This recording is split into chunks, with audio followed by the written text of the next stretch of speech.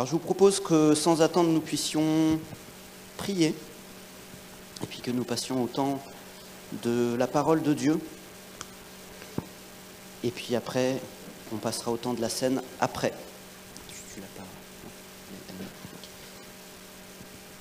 Seigneur, merci pour ta présence dans nos vies. Seigneur, merci pour les témoignages de foi, Seigneur, qui ont été donnés, Seigneur, ce matin, la louange qui est montée vers ton trône, les prières, Seigneur.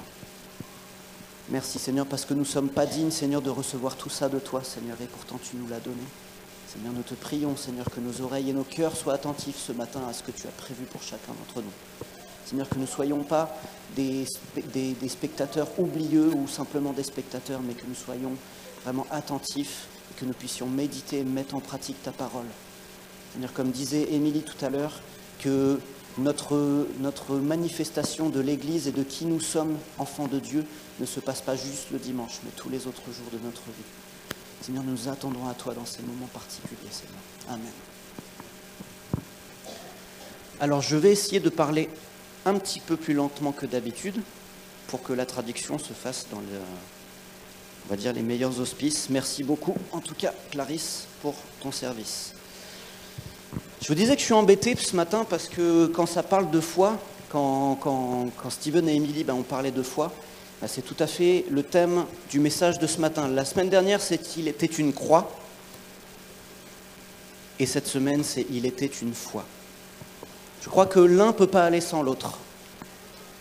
Vous savez, on regarde les informations, enfin moi je les écoute pour ma part parce que j'aime pas trop regarder la télé, mais on voit que l'actualité est mauvaise, que les choses vont de mieux en mieux. Et ouais, c'était ironique, bien entendu.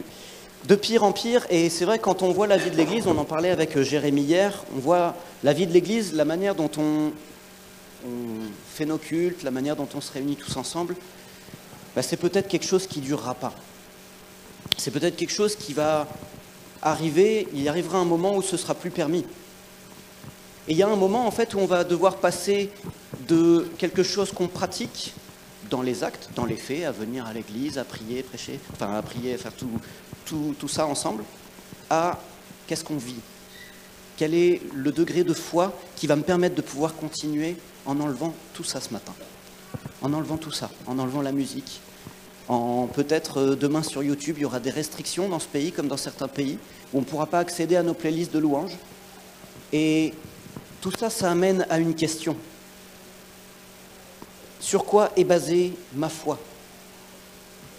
Est-ce que ma foi est bâtie sur des « on m'a dit » ? Est-ce que c'est une foi héritée de mes parents, de mes grands-parents ? Est-ce que c'est une foi qui m'a été tout simplement enseignée ? Est-ce que c'est une foi qui est basée sur les discours agréables, les prédications séduisantes sur Internet, les prédications qui flattent mon oreille, en tout cas tout ce qui me fait du bien, tout ce qui me fait plaisir ?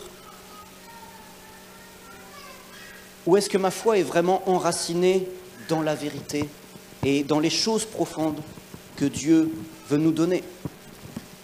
2 Timothée 4, verset 3, nous met en garde, car il viendra le temps où les hommes ne supporteront plus la saine doctrine, mais ayant la démangeaison d'entendre des choses agréables, ils se donneront une foule de docteurs selon leurs propres désirs. Et c'est vrai que des fois, la manifestation de nos foi, elle est comme ça, où s'il y a quelque chose qui ne nous plaît pas, on le retranche, et s'il y a quelque chose qui nous flatte, on l'accepte. Ma foi est-elle posée sur uniquement les bénédictions que Dieu peut me donner, et un point c'est tout, ou est-ce qu'elle est basée sur quelque chose de plus profond ? Ma foi est-elle basée sur une lecture superficielle de la Bible, premier degré, sans rechercher à comprendre ou approfondir ? Est-ce qu'elle est, au contraire, basée sur uniquement des révélations extraordinaires où on attend qu'il n'y ait que des manifestations de l'esprit, etc., et que du coup on risque d'oublier la simplicité de l'Évangile ? La vraie foi, elle ne repose pas sur les émotions, elle ne repose pas sur des modes, sur des courants de pensée spirituels, elle repose sur la parole de Dieu. Amen. Ta parole est une lampe à mes pieds et une lumière sur mon sentier. Psaume 119, verset 105. Je vous propose aussi de lire Matthieu 7, versets 24 à 27. C'est pourquoi quiconque entend ces paroles que je dis et les met en pratique sera semblable à un homme prudent qui a bâti sa maison sur le roc. La pluie est tombée, les torrents sont venus, les vents ont soufflé et se sont jetés contre cette maison. Et elle n'est point tombée, parce qu'elle était fondée sur le roc. Mais quiconque entend ces paroles que je dis et ne les met pas en pratique sera semblable à un homme insensé qui a bâti sa maison sur le sable. La pluie est tombée, les torrents sont venus, les vents ont soufflé et ont battu cette maison. Elle est tombée et sa ruine a été grande. La foi ne se résume ni à entendre ni à savoir, mais à mettre en pratique la parole de Dieu. Mais alors, qu'est-ce que la foi ? Qu'est-ce que la foi ? La Bible elle-même définit la foi, Hébreux 11.1, tout le monde connaît ce passage-là. Je suis sûr qu'il y en a qui le connaissent par cœur. Or, la foi est une ferme assurance des choses qu'on espère, une démonstration de celles qu'on ne voit pas. Bon dimanche à tous, à la semaine prochaine. Ça, c'est la définition, une des définitions de la foi dans la Bible. Et même le dictionnaire rejoint cette idée. Le Larousse, par exemple, définit la foi comme fait de croire en quelqu'un, en quelque chose, et de lui accorder toute sa confiance. Croire en quelque chose, c'est faire confiance en quelque chose. C'est à la fois intellectuel et relationnel. Ainsi, le fait que ce soit et intellectuel et relationnel, c'est que la foi, elle est tournée vers l'espérance. Elle est tournée vers l'avenir. On ne peut pas avoir foi en quelque chose qu'on sait que ça ne viendra pas et ça n'arrivera pas, parce qu'il n'y a pas d'avenir. Elle est espérance, elle est assurance, elle est relation et confiance, elle est vivante, elle est puissante, elle agit, elle grandit, elle fortifie. Et elle a cette puissance aussi qui est comme un moteur. Jésus a dit, si vous aviez de la foi comme un petit grain de moutarde, vous diriez à cette montagne, transporte-toi d'ici, là, et elle se transporterait. La foi est aussi une manière d'ouvrir des portes qui humainement seraient impossibles à ouvrir.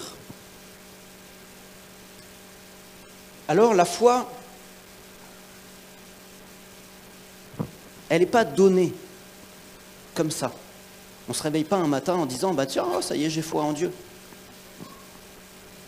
Dieu va mettre sur notre route des situations pour que nous grandissions, des opportunités de démontrer et de faire grandir notre foi. Reste à savoir si soit je me bats et je libère ma foi, ou je laisse les épreuves me mettre à terre, comme souvent ça a pu être mon cas. La foi mise à l'épreuve, c'est aussi quand tout va bien. On parle des épreuves quand tout va mal, mais la foi est mise à l'épreuve quand tout va bien aussi. Parce que quand tout va bien, on n'a pas besoin de la foi, parce que tout va bien. Dieu bénit, Dieu donne à manger, Dieu donne un logement, Dieu rassure, Dieu comble. Et la foi est mise à l'épreuve parce que des fois on n'a pas besoin de Dieu. Et qu'est-ce qu'on croit dans ces moments-là ? Est-ce qu'on n'est pas oublieux de ce que Dieu est en train de faire et de la foi que nous avons en lui ?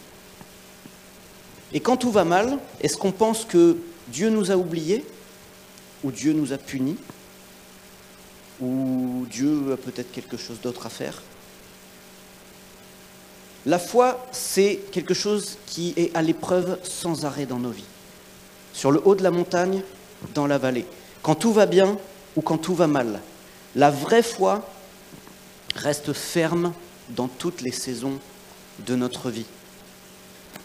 Jacques, chapitre 1, versets 2 à 4. « Mes frères, regardez comme un sujet de joie complète les diverses épreuves auxquelles vous êtes exposés, sachant que l'épreuve de votre foi produit la patience, mais il faut que la patience accomplisse parfaitement son œuvre, afin que vous soyez parfaits et accomplis, sans faillir en rien. 1 Pierre 1, versets 6 à 7. C'est là ce qui fait votre joie.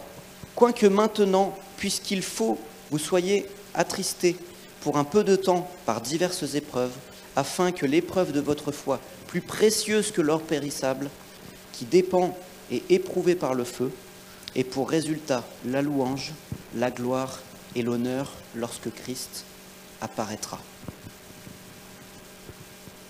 Une foi sans épreuve, et si Dieu nous donnait la foi sans épreuve, elle ne pourrait pas être sincère, elle ne pourrait pas être vraie. Je ne sais pas si vous vous souvenez, dans Daniel, il y a les 3 compères hébreux qui, à un moment, ne veulent pas renoncer à leur foi, ne veulent pas renoncer à leur pratique, et le roi veut les mettre dans la fournaise et les faire brûler. Et il est marqué que même il veut les mettre dans la fournaise, mais qu'en plus il a fait activer le feu encore plus, pour qu'elle soit encore plus chaude que d'habitude. Et à ce moment-là, ces 3 personnes, ils ont eu la foi. Parce que la foi ne dépendait pas du résultat de la délivrance ou pas, mais de leur confiance en Dieu et que Dieu, de toute façon, allait faire quelque chose pour eux, que ce soit les délivrer ou les sauver. Et souvent, notre foi, on ne veut qu'une seule issue, plutôt que d'avoir une foi de confiance. Quand je perds mon emploi, est-ce que je crois en Dieu qui est mon pourvoyeur? Est-ce que je crois en Adonai Jireh, celui qui pourvoit? Quand je perds tout, quand j'ouvre le frigo et qu'il n'y a plus rien, est-ce que je crois encore en ce Dieu-là? Quand la maladie frappe, est-ce que je continue à proclamer que Dieu est celui qui guérit? Quand des membres de ma famille sont frappés par la maladie, est-ce que je continue à croire que Dieu peut guérir? Et quand tout va bien, est-ce que j'oublie que Dieu est celui-là qui est à l'origine de tout ce qui va bien? Est-ce que ma foi est vivante? L'épreuve, elle n'a pas pour but de nous détruire. Les épreuves qu'on ne voit pas parce qu'elles sont... tout se passe bien, mais c'est quand même une épreuve pour la foi. Et quand tout va mal, c'est pas fait pour nous détruire, mais pour nous relever et pour nous amener et nous révéler en quoi nous allons mettre notre foi et montrer que cette foi peut être amenée à maturité.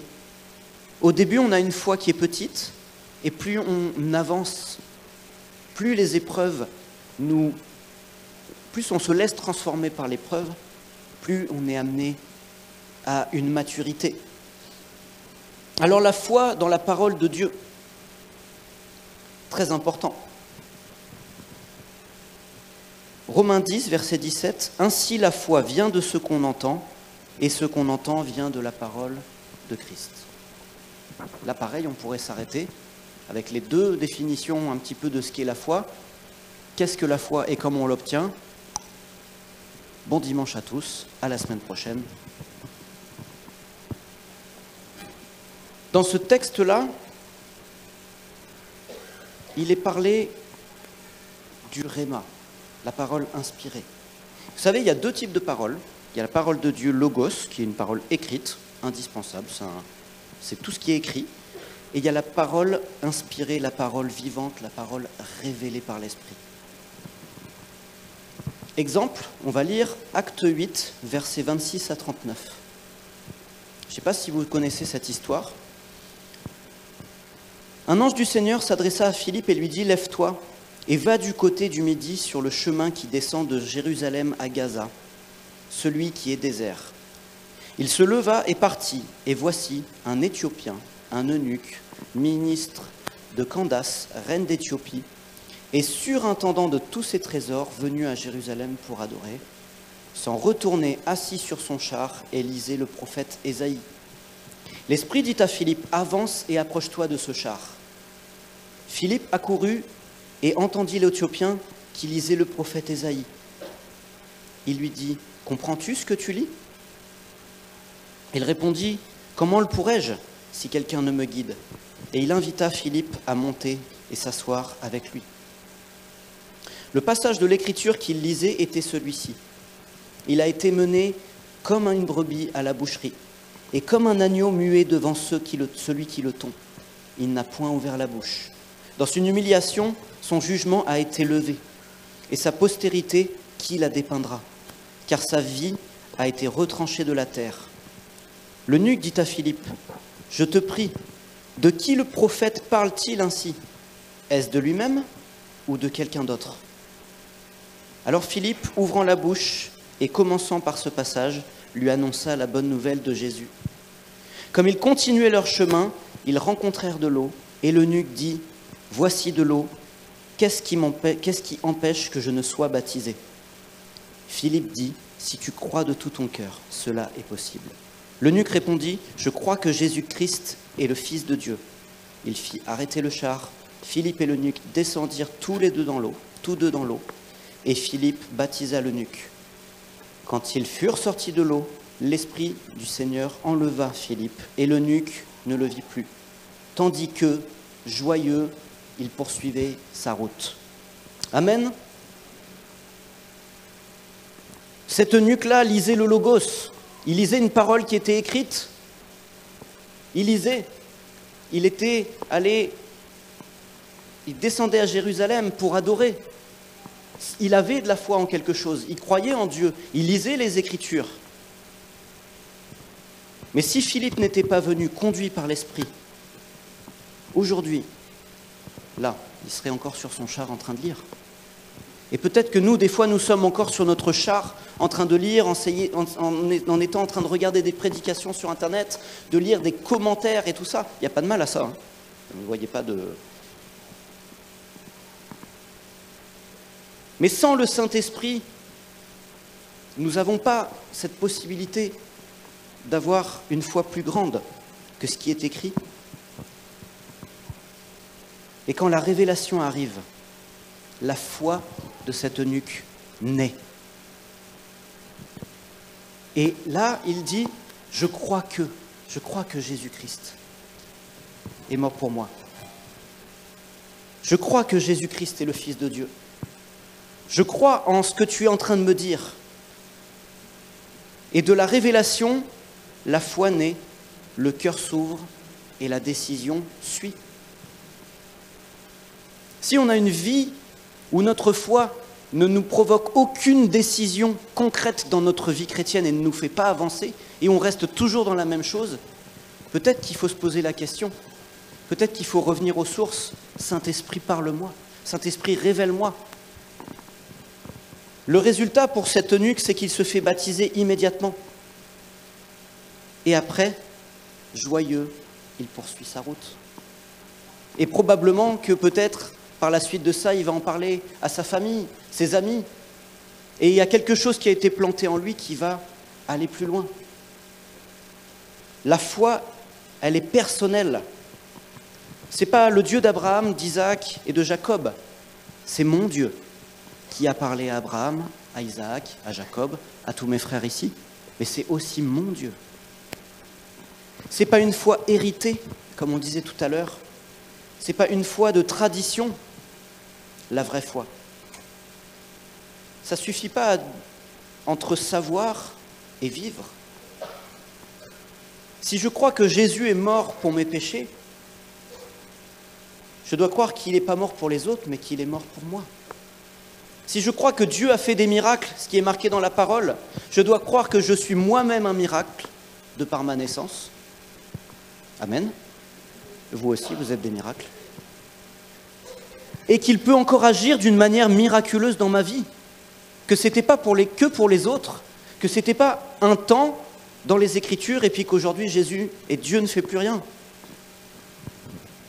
La vraie foi ne se contente pas d'histoires anciennes. Elle ne se contente pas de témoignages des autres. Elle se nourrit de l'expérience, de notre intimité et de notre relation avec Dieu. La foi, en plus d'être personnelle avant tout, elle est aussi collective. Regardez, ce matin, on est là, on exprime tous notre foi d'une manière différente. Et nous avons même une confession de foi. Les églises protestantes évangéliques ont des confessions de foi. Je ne sais pas si vous le saviez.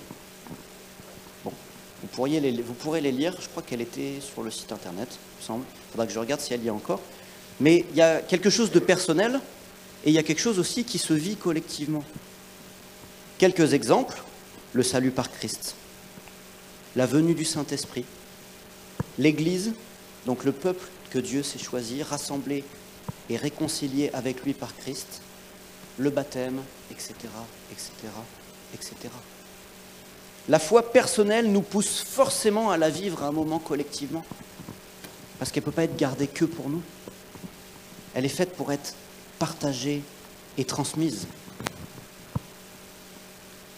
La foi, elle est aussi primordiale. Hébreux 11, verset 1. Or, la foi est une ferme assurance des choses qu'on espère, une démonstration de celles qu'on ne voit pas. Ça, c'est ce qu'on a lu tout à l'heure. Pour l'avoir possédée, les anciens ont obtenu un témoignage favorable. C'est par la loi que nous reconnaissons que le monde a été formé par la parole de Dieu, et en sorte que ce qu'on voit n'a pas été fait de choses visibles. C'est par la foi qu'Abel offrit à Dieu un sacrifice plus excellent que celui de Caïn, car c'est par elle qu'il fut déclaré juste. Dieu approuvant ses offrandes, et c'est par elle qu'il parle encore quoique mort. C'est par la foi qu'Hénoch fut enlevé, pour qu'il ne vit point la mort, et qu'il ne parut plus, parce que Dieu l'avait enlevé, car son enlèvement, il avait reçu le témoignage qu'il était agréable à Dieu. Or, sans la foi, il est impossible de lui être agréable, car il faut que celui qui s'approche de Dieu croie que Dieu existe et qu'il est le rémunérateur de ceux qui le cherchent, pas de ceux qui adhèrent, de ceux qui le cherchent. C'est par la foi que Noé, divinement averti des choses qu'on ne voyait pas encore, et saisi d'une crainte respectueuse, construisit une arche pour sauver sa famille. C'est par elle qu'il condamna le monde et devint héritier de la justice qui s'obtient par la foi. C'est par la foi qu'Abraham, lors de sa vocation, obéit et partit pour un lieu qu'il devait recevoir en héritage, et qu'il partit sans savoir où il allait. Ça, c'est de la foi. C'est par la foi qu'il vint s'établir dans la terre promise, comme dans une terre étrangère, habitant sous des tentes, ainsi qu'Isaac et Jacob, les co-héritiers de la même promesse, car il attendait la cité, qui a des solides fondements, celle dont Dieu est l'architecte et le constructeur. C'est par la foi que Sarah elle-même, malgré son âge avancé, fut rendue capable d'avoir une postérité, parce qu'elle crut à la fidélité et celui qui avait fait la promesse. C'est pourquoi d'un seul homme, déjà usé de corps, naquit une postérité nombreuse, comme les étoiles du ciel, comme le sable qui est sur le rivage de la mer, et qu'on ne peut compter. C'est dans la foi qu'ils sont tous morts, sans avoir obtenu les choses promises, mais ils les ont vus et salués de loin, reconnaissant qu'ils étaient étrangers et voyageurs sur la terre. Ceux qui parlent ainsi montrent qu'ils cherchent une patrie. S'ils avaient eu en vue celle d'où ils étaient sortis, ils auraient eu le temps d'y retourner. Mais maintenant, ils en désirent une meilleure, c'est-à-dire une céleste. C'est pourquoi Dieu n'a pas honte d'être appelé leur Dieu, car il leur a préparé une cité. C'est long comme texte, mais c'est important de le lire dans sa totalité. C'est la foi qu'Abraham offrit à Isaac lorsqu'il fut mis à l'épreuve et qu'il offrit son fils unique, lui qui avait reçu les promesses, et à qui il avait été dit, en Isaac, sera nommé pour toi une postérité. Il pensait que Dieu est puissant, même pour ressusciter les morts, aussi le recouvra-t-il par une sorte de résurrection. C'est par la foi qu'Isaac bénit Jacob et Ésaü en vue des choses à venir. C'est par la foi que Jacob bénit chaque... Il va falloir acheter des lunettes. C'est temps, là, 36 ans. Chacun des fils de Joseph, et qu'il adora appuyé sur l'extrémité de son bâton. C'est par la foi que Joseph, à la fin de sa vie, fit mention de la sortie des fils d'Israël et qu'il donna des ordres au sujet de ses os. C'est par la foi que Moïse, à sa naissance, fut attaché pendant 3 mois par ses parents, parce qu'ils virent que l'enfant était beau et qu'ils ne craignirent pas l'édit du roi. C'est par la foi que Moïse, devenu grand, refusa d'être appelé fils de la fille du Pharaon, aimant mieux être maltraité avec le peuple de Dieu que d'avoir pour un temps la jouissance du péché. Regardant l'opprobre de Christ comme une richesse plus grande que les trésors de l'Égypte, car il avait les yeux fixés sur la rémunération. C'est par la foi qu'il quitta l'Égypte, sans être effrayé de la colère du roi, car il se montra ferme, comme voyant celui qui est invisible. C'est par la foi qu'il fit la Pâque et l'aspersion du sang, afin que l'exterminateur ne touchât pas au premier-né des Israélites. C'est par la foi qu'ils traversèrent la mer Rouge comme un lieu sec, tandis que les Égyptiens qui tentèrent de passer furent engloutis. C'est par la foi que les murailles de Jéricho tombèrent, après qu'on eut fait leur tour pendant 7 jours. C'est par la foi que Rahab, la prostituée, ne périt pas avec les rebelles, parce qu'elle avait reçu les espions avec bienveillance. Et que dirais-je encore? Car le temps me manquerait pour parler de Gédéon, de Barak, de Samson, de Jephthé, de David, de Samuel et des prophètes, qui, par la foi, vainquirent des royaumes, exercèrent la justice, obtinrent des promesses, fermèrent la gueule des lions, éteignirent la puissance du feu, échappèrent aux tranchants de l'épée, guéris de leur maladie, furent vaillants à la guerre, mirent en fuite des armées étrangères.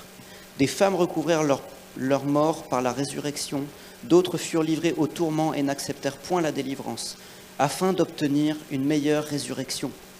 D'autres subirent les moqueries et le fouet, les chaînes et la prison. Ils furent lapidés, sciés, torturés, ils moururent tués de l'épée.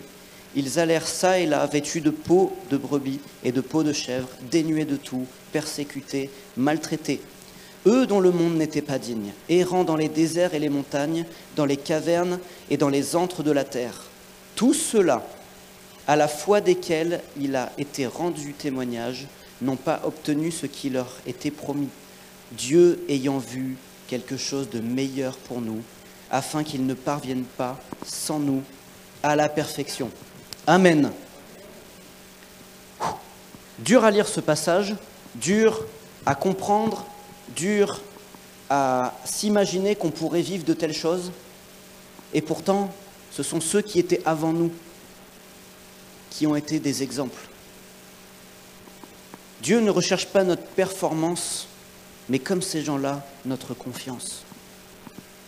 La foi, c'est une confiance. Humainement, on se dit, après tant de combats, après tant d'épreuves, après tant de choses que j'ai pu vivre dans ma vie, ces héros-là auraient bien mérité de rentrer dans le repos, auraient bien mérité un mojito au bord de la plage. Ils auraient pu goûter à une vie tranquille, se relâcher un petit peu, mais ils ont été jusqu'au bout. Ils avaient une foi tellement solide qu'ils voyaient les épreuves comme des perles de valeur, comme quelque chose qui allait les mener plus loin.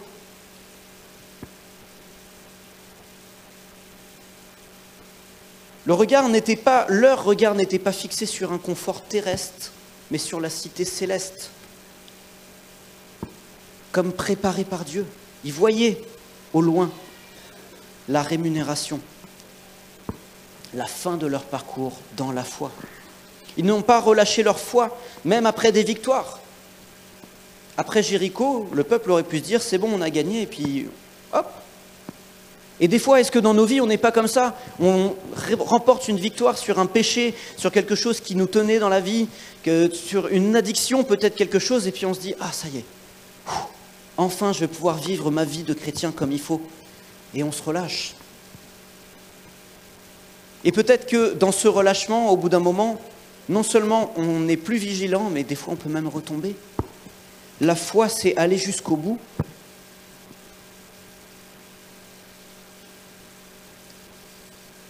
La foi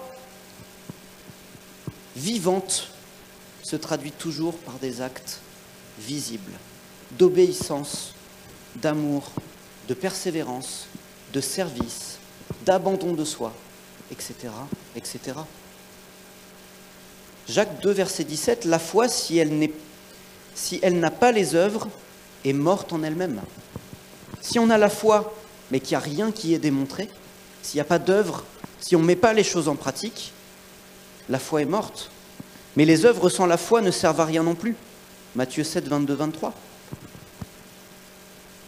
La foi d'Abraham n'est rien si sa foi ne l'a pas conduit à aller jusqu'au bout pour offrir son fils Isaac. La foi de Rahab n'est rien si à un moment elle ne cache pas les espions. S'il n'y a pas sa foi qui la pousse à se mettre en route. La femme à la perte de sang dans Marc 5, 25, 34. Si sa foi est stérile et sans les œuvres, alors dans ce cas-là, elle ne va pas jusqu'aux vêtements de Jésus. La foi sans les œuvres, le paralytique ne jette pas son manteau. Les amis de l'homme qui était invalide ne montent pas sur le toit, n'ouvrent pas la toiture, ne hissent pas le malade jusqu'au pied du maître. Si on a la foi, mais qu'on ne met rien en pratique, et dans ma vie, si j'ai la foi et que je ne mets rien en pratique, où est ma foi? La foi sans l'action est une illusion, et l'action sans la foi est une religion. La foi authentique produit des œuvres qui produisent de bons fruits. Tout arbre bon porte du bon fruit. Amen. Ce n'est pas seulement faire les choses, mais produire du fruit qui glorifie Dieu, pas nous, qui glorifie Dieu par le Saint-Esprit, qui donne la parole inspirée. Galates 5, versets 22-23, le fruit de l'Esprit, c'est l'amour, la joie, la paix, la patience, la bonté, la bienveillance, la foi, la douceur, la maîtrise de soi. Une vraie foi se reconnaît à ses fruits et non à ses paroles. Si je suis devant vous ce matin et que je vous parle, ce n'est pas de la foi. Parce que si vous me voyez faire n'importe quoi le restant de la semaine, je suis juste un bon parleur. Mais s'il n'y a pas des changements dans ma vie, et si ça n'amène pas des actes concrets qui me font changer et qui me font avancer, alors je ne porte pas de fruits. Et si je change, je porte des fruits. Et je ne suis plus simplement une foi en parole, mais une foi en parole, en acte et en conduite. La foi n'est pas une performance humaine, comme on a dit tout à l'heure, mais une réponse en la parole révélée de Dieu. Si ma foi est enracinée en ce que Dieu me dit, pas dans mes émotions, pas dans mes idées, alors mes œuvres seront solides et produiront un fruit durable. Amen. J'ai un secret pour vous ce matin. On parle de foi depuis tout à l'heure. On parle de la foi en Dieu, la foi en sa parole, la foi révélée par le Saint-Esprit. Mais écoutez bien, Dieu a foi en nous. Dieu croit en nous. Dieu croit en notre relation. Dieu croit dans ta vie, ma vie, nos vies et dans celles qui ne le connaissent pas encore. Il a envoyé son Fils mourir pour chacun d'entre nous, comme on a pu le voir la semaine dernière. Parce qu'il savait qu'au travers de ce sacrifice, chacun était capable de devenir meilleur. Il a foi en ton changement de vie, en ta transformation, en la nouvelle identité qu'il a mis en toi. Et Jésus, il avait tellement foi aussi en ses disciples, il a tellement mis sa confiance en ses disciples, qu'il leur a, c'est marqué dans Matthieu 28, 18 à 20, qu'il leur a donné même les clés du royaume. Il avait confié aux disciples l'évangile. Il a tellement confiance en nous qu'il nous a donné son Saint-Esprit. Il a tellement confiance en nous qu'il nous a donné et nous a permis d'annoncer le royaume, de prier pour les malades, d'encourager, d'aimer, d'aider. Il nous fait confiance à un point où il nous a donné toutes ses ressources, son autorité, sa victoire et sa vie. Parce qu'il croit que par la croix de Jésus, chacun d'entre nous, par la foi, peut rentrer dans ce qu'il a prévu pour chacun d'entre nous. Alors si Dieu nous met dans les mains son royaume, ne doutons plus. Quand tout va mal, ne doutons plus. Quand tout va bien, souvenons-nous de qui est Dieu. La foi, ce n'est pas simplement espérer des bénédictions, mais c'est avant tout chercher la pensée de Dieu. La vraie foi écoute la voix de Dieu et lui répond avec obéissance. La vraie foi écoute la voix de Dieu et lui répond avec obéissance. Vous savez, souvent on demande à Dieu, donne-moi plus de foi, donne-moi plus de foi. Mais combien de temps on passe avec Dieu dans notre semaine? Et je ne dis pas ça pour nous mettre mal ou quoi que ce soit, parce que je me parle à moi en premier. Combien de temps on passe de temps avec Dieu réellement, sans rien lui demander? Juste essayer d'écouter ce qu'il veut. Juste d'écouter à un moment ce qu'il veut révéler dans nos cœurs, révéler dans nos vies. Seigneur, qu'est-ce que tu penses de moi? Tout simplement. Seigneur, qu'est-ce que tu penses de cette situation? Pas Seigneur, agis dans cette situation, mais déjà, qu'est-ce que tu en penses? Qu'est-ce que ton cœur, si on a une relation personnelle et qu'on est amis, qu'est-ce que tu penses de ça? Qu'est-ce que je devrais faire? Est-ce que je devrais prier pour tel sujet? Qu'est-ce que tu penses de ça? Qu'est-ce que tu penses pour que j'ai ma foi qui soit adaptée et qui soit en réponse à l'obéissance de ta parole? Une foi qui est basée sur la parole de Dieu et non sur mes émotions, sur la parole révélée. Qu'est-ce que tu as prévu pour moi? Qu'est-ce que tu as prévu pour mon Église? Dans un temps comme ça où on est peut-être un petit peu dans le trouble, on se dit, il n'y a pas de pasteur, tout ça, qu'est-ce que tu as prévu? Et est-ce que ce qu'on est en train de vivre, ce n'est pas juste ce que tu as prévu? Est-ce que des fois dans ma vie, on n'est pas juste au bon endroit, dans la bonne situation? Mais si on ne demande pas à Dieu, si on demande à chaque fois de nous sortir de cette épreuve, si on demande, même si c'est légitime, ben des fois, tout simplement, Jésus pourrait nous répondre, tu es là où je veux que tu sois. Et je serai avec toi, je ne te délaisserai pas, je ne t'abandonnerai pas. Et on va aller au bout, parce qu'au bout de cette épreuve, au bout de cette période peut-être d'accalmie ou de bénédiction dans ta vie, il va y avoir quelque chose de particulier. Au bout de l'épreuve, il va y avoir quelque chose de particulier. Mais si on ne demande pas, si on ne passe pas ce temps d'intimité avec Dieu, alors on ne fait que demander. Et Dieu, ce n'est pas un génie. On ne frotte pas, on n'a pas 3 souhaits, ça ne marche pas comme ça. Dieu, Jésus, n'est pas un distributeur de canettes. Autant qu'il y en a, on peut mettre une pièce et avoir quelque chose de lui. Ça ne marche pas comme ça. C'est une personne vivante. Si notre foi est vivante, passons du temps avec Dieu, passez du temps au pied de la croix. Passons du temps au pied de Jésus en disant « Qu'est-ce que tu penses de ma vie ?» Vous savez, David était appelé l'homme selon le cœur de Dieu, parce que vous savez, dans un des psaumes, il dit « Regarde si je suis sur une mauvaise voie. Seigneur, sonde-moi. Seigneur, où est-ce que j'en suis avec toi ?» Est-ce qu'on pose cette question des fois à Dieu? Où est-ce que j'en suis simplement avec toi? Montre-moi et conduis-moi. C'est pas s'il te plaît, fais ça. S'il te plaît, sors-moi de là. S'il te plaît, fais ci, ça pour moi. Et pourtant, il était roi. Il avait l'habitude de donner des ordres. Il avait l'habitude de demander et que les choses arrivent. Mais son attitude de cœur, c'était « Où est-ce que j'en suis? Ok, conduis-moi sur la voie qui mène à toi. » Je ne vais pas être plus long. Il y aurait tellement de choses à dire, il faudrait des milliers d'heures pour développer ce qu'est la foi.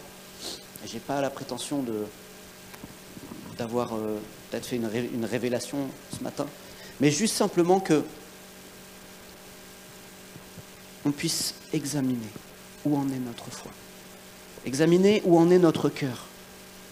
Examiner où en est notre relation avec Dieu. Au lieu de demander plus de foi, Seigneur, là, ce que je suis en train de vivre, que cette épreuve-là te glorifie. Seigneur, je vis rien, tout va bien dans ma vie, que ce temps te glorifie. Amen. Seigneur, merci parce que c'est de toi que viennent toutes les choses bonnes, Seigneur. Et quand je dis bonnes, c'est les choses des fois qui ne nous sont pas agréables. Toutes les épreuves, toutes les choses qui ne sont pas dans nos plans ou dans nos pensées, mais qui pourtant sont indispensables à toi. Seigneur, te prions, Seigneur. Et te remettons notre foi individuelle, chaque personne, que nous puissions nous examiner. Seigneur, regarde si je suis sur une mauvaise voie. Regarde où j'en suis avec toi.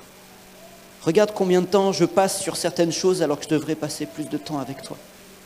Et conduis-moi sur la voie de l'éternité. Seigneur, au lieu de me plaindre, au lieu d'être sans arrêt en train de dire « mais Seigneur m'a abandonné, Seigneur, et il ne fait rien pour moi », de dire « Seigneur, peut-être que je suis au bon endroit. Révèle-moi si je suis au bon endroit. Révèle-moi si je suis sur la voie. Et si je suis sur la voie, dans ce cas-là, ok, on continue même si c'est dur. Et si j'y suis pas, ramène-moi dans tes voies. Seigneur, je te prie pour la foi, Seigneur. Notre foi individuelle. Qu'elle puisse être, dans ces temps qui vont être de plus en plus troublés, une foi qui est appuyée sur toi. Seigneur, conduis chacun d'entre nous sur la voie de l'éternité. Amen.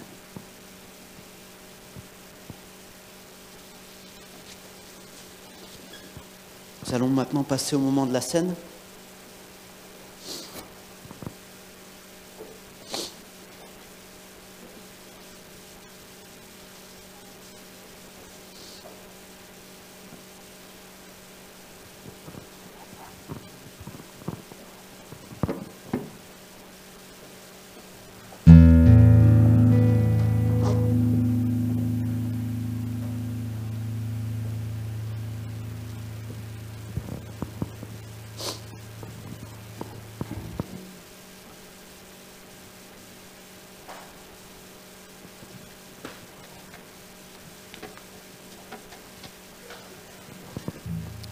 Le Saint-Esprit nous a donné une foi vivante.